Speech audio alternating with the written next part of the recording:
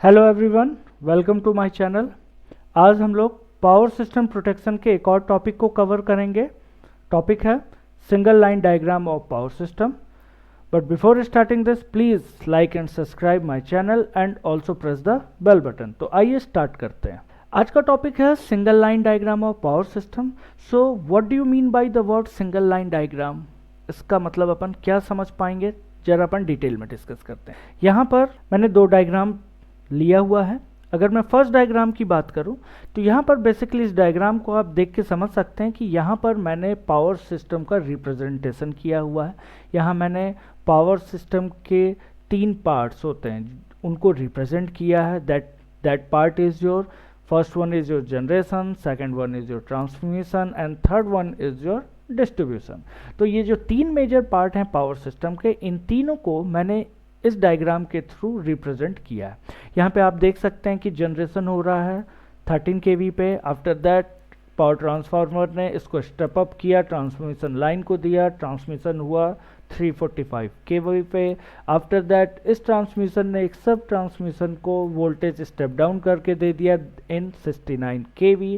After that this सब transmission, ये voltage हमारा पहुँचता है हमारे डिस्ट्रीब्यूशन एंड पर, जहाँ पर ये अगेन फर्दर स्टेप डाउन किया जा रहा है 13 kV पे। और इसके बाद हमारे लोड यानी इसके बाद ये हमारे घरों पर ये सप्लाई पहुंच रही है। तो ये पूरे पावर सिस्टम को यहाँ पर रिप्रेजेंट किया गया है कि कैसे जनरेशन से लोड एंड तक सिस्टम होता है। बट क्या ये एक प्रॉपर वे है पावर सिस्टम को रिप्रेजेंट करने का इन टर्म्स ऑफ इलेक्ट्रिकल? तो आंसर है नहीं।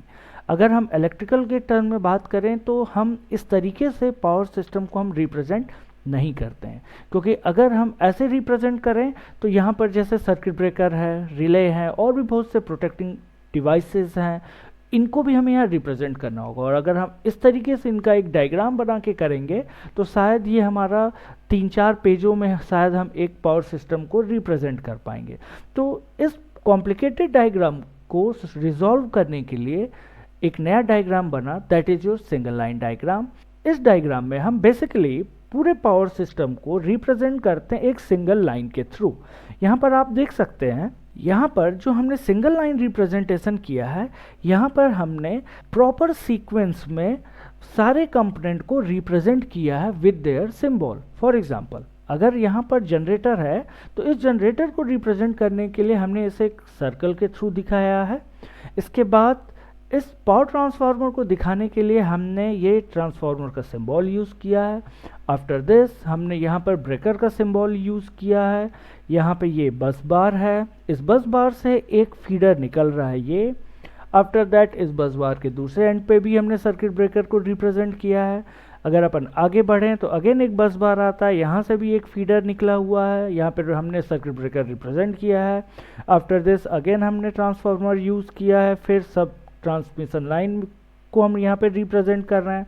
आफ्टर दिस ये डिस्ट्रीब्यूशन एंड का ट्रांसफार्मर है और फर्दर ये दिख रहा है कि हम कैसे डिस्ट्रीब्यूशन एंड के वोल्टेज को और फर्दर स्टेप डाउन कर लोड तक सप्लाई प्रोवाइड करा रहे हैं। तो ये कंप्लीट रिप्रेजेंटेशन था हमारे पावर सिस्टम का in terms of single line. तो यहाँ से हम ये समझ पा रहे हैं कि जब भी हमें in terms of electrical power system को रिप्रेजेंट करना होगा तो हम इस तरीके से एक ब्लॉक डायग्राम ना बनाकर हम अपने सिस्टम को रिप्रेजेंट करेंगे with a single line diagram in which we are using proper symbol of each and every component of your power system.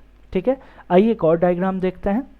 अब अगर अपन इस डायग्राम को देखें तो पिछले सिंगल लाइन डायग्राम से ये सिंगल लाइन डायग्राम ज़्यादा बेटर है और करेक्ट है। पिछले डायग्राम में आपने देखा होगा कि जनरेटर पे मैंने उसकी रेटिंग नहीं लिखी थी, ट्रांसफार्मर में पे वहाँ पर रेटिंग नहीं लिखा था। तो ये एक गलत तरीका है। सही तरीका क्या है? सही तरीका ये डायग्राम है। इस डायग्राम में आप देख सकते हैं कि आपने जो भी कंपोनेंट रिप्रेजेंट किए हैं विद देयर सिंबल, इसके साथ ही साथ इसकी रेटिंग भी लिखी है। तो जब भी हमें सिंगल लाइन डायग्राम ड्रॉ करना होगा किसी भी पावर सिस्टम का, तो हमें ये ध्यान रखना होगा कि उसके प्रॉपर सिंबल के साथ साथ हमें उसकी प्रॉपर पावर की रेटिंग भी लिखनी होगी। तो यहाँ पर देखिए जैसा कि आपको दिख रहा है, यहाँ जनरेटर है, जनरेटर को रिप्रेजेंट किया विद देयर सिंबल, और यहाँ उसकी रेटिंग है 900 MVA and 20 kV। After this यहाँ एक ट्रांसफार्मर यूज़ हुआ है, पावर ट्रांसफार्मर है ये, और ये ट्रांसफार्मर में आप देखेंगे यहाँ डेल्टा और स्टार बना है। इसका मतलब क्या है कि इसका जो प्राइमरी है वो डेल्टा कनेक्टेड है और इसका जो सेकेंडरी है वो स्टार कनेक्टेड है। यहाँ भी इसकी रेटिंग लिखी हुई है, यहाँ पे बस बार के नंबर इंडिकेट हैं, यहाँ पे बस बार के बीच में कितना किलोमीटर का डिफरेंस है ये लिखा हुआ है। फर्दर मेजर जो बस बार है उनकी ये इन दो लाइनों के बीच का पावर बताया जा रहा है, उनके बीच इन दो बस बार के बीच कितने किलोमीटर का डिफरेंस है ये बताया जा रहा है। तो ये एक प्रॉपर वे है एक पावर सिस्टम को रिप्रेजेंट करने का। इस डायग्राम में आप देख सकते हैं कि यहाँ पर दो जनरेटर इस एंड पर हैं, दो जनरेटर इस एंड पे हैं, और इन दोनों की सप्लाई एक फीडर के थ्रू L1 और इस फीडर के थ्रू L2 के थ्रू दो एरियाज़ में जा रही है। ओके, और ये दोनों जनरेटिंग स्टेशन, ये दो अलग अलग एरिया के स्टेशंस हैं। तो ये कंप्लीट तरीका है जिसके थ्रू हम अपने वास्ट पावर सिस्टम को रिप्रेजेंट करेंगे in terms of electrical. But यहाँ पे एक बात समझने की है, आप यहाँ देखेंगे कि लास्ट डायग्राम पे यहाँ सर्किट ब्रेकर हमने यूज़ किया था, लेकिन यहाँ पर देखिए यहाँ पे केवल यहाँ यूज़ किया हुआ है, इस एंड पे नहीं किया हुआ है। तो नॉर्मली हम सिंगल लाइन डायग्राम में पावर सिस्टम में यूज़ होने वाले एक एक इलेक्ट्रिकल कंपोनेंट को हम रिप्रेजेंट नहीं करते हैं। जो हमारे मेजर कंपोनेंट है केवल हम उनको रिप्रेजेंट करते हैं। अगर मैं लोड फ्लो एनालिसिस की बात करूं तो वहाँ पे हम नॉर्मली सर्किट ब्रेकर रिप्रेजेंट नहीं करते हैं, लेकिन जब हम प्रोटेक्शन की बात करेंगे तो उस डायग्राम में हम सर्किट ब्रेकर को जरूर मेंशन करेंगे। ठीक है, फाइनली सिंगल लाइन डायग्राम से क्या कंक्लूड कर सकते हैं? First thing, single line diagram क्या है? ये बेसिकली पावर सिस्टम का रिप्रेजेंटेशन है through a single line diagram, जिसमें हम एक एक कंपोनेंट को रिप्रेजेंट करते हैं उसके सिंबल के थ्रू। सेकंड अपन पॉइंट ये कंक्लूड कर सकते हैं कि सिंगल लाइन डायग्राम में हम एक एक कंपोनेंट की प्रॉपर रेटिंग और उसके डेटा को मेंशन करेंगे।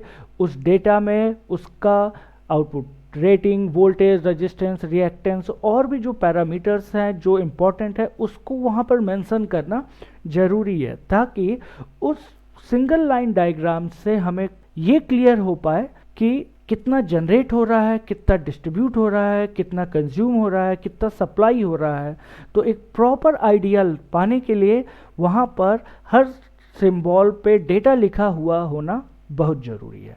थर्ड पॉइंट अपन ये यहाँ से कंक्लूड कर पा रहे हैं कि हम पावर सिस्टम के सिंगल लाइन डायग्राम बनाते वक्त हम केवल उन्हीं कंपोनेंट को यूज़ करेंगे जिनका उस रिप्रेजेंटेशन में हमें ज़रूरत है। फॉर एग्जांपल अगर मैं लोड फ्लो एनालिसिस की बात करूं तो वहाँ सर्किट ब्रेकर हम नहीं रिप्रेजेंट करते, बट अगर मैं प्रोटेक्शन स्टडी की बात करूं तो वहाँ पर हमें सर्किट ब्रेकर को रिप्रेजेंट करना होगा।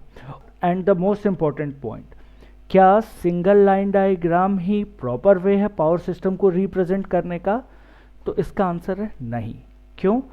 क्योंकि अगर मैं इस डायग्राम की बात करूं तो अगर आप यहाँ पर देखें, यहाँ जनरेटर का वोल्टेज है 20 kV, यहाँ पर ट्रांसफार्मर की दो अलग वोल्टेजेस हैं, यहाँ G2 का अलग है वोल्टेज, यहाँ पे TR2 का अलग है। ऐसे यहाँ पे भी वोल्टेज की रेंज अलग अलग है। पूरे लाइन में हर कंपोनेंट का अलग अलग वोल्टेज रेंज है। तो ऐसे में अगर हम इन वोल्टेज के थ्रू हम न्यूमेरिकल कैलकुलेशन करें तो ये बहुत ही कॉम्प्लिकेटेड हो जाता है।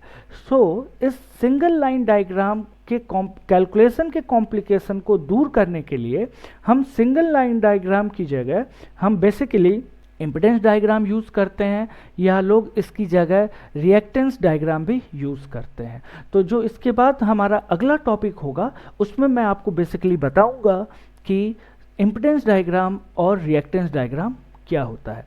तो आज के इस टॉपिक में इतना ही। उम्मीद है आप लोगों को ये लेक्चर समझ आया होगा।